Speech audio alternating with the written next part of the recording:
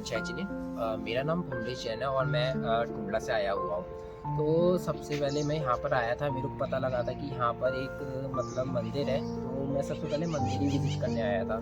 तो यहाँ पर ना जैसे मैं मंदिर में एंटर हुआ तो मेरे को ना मंदिर का जो आर्किटेक्चर है बाहर से वो काफ़ी अट्रैक्टिव लगा। और फिर जैसे मैं अंदर जाकर देखा ना तो पूरा ना ये आर्किटेक्चर लकड़ी से बना हुआ है और इसकी ना डिज़ाइनिंग बहुत प्यारी है।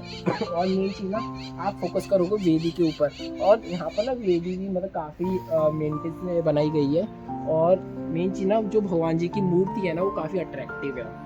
और यहाँ पर ये लोग ना काफ़ी लोग हैं जो कि ये मतलब अभय दानव के नाम से संस्था चला। यहाँ पर ना बच्चों को मतलब बच्चों का गुरुकुल भी है, यहाँ पे बच्चों जो भी गरीब बच्चे इस गांव से बिलोंग करते हैं वो यहाँ पे पढ़ाई करने आते हैं। और यहाँ पर ना एक अभय दानव के नाम से औषधि केंद्र भी है, जो कि ना जैसे कि इंजरी बर्ड्स वगैरह होती हैं तो उनको उनकी केयर की जाती है, उनको दवाइयाँ मेडिसिन वगैरह सब जाती है। और मेन चीज़ जैसे कि हमारे अभिषेक भैया वो सुबह यहाँ पर पूजा पाठ करते हैं और मतलब ध्यान केंद्र है यहाँ पर भी।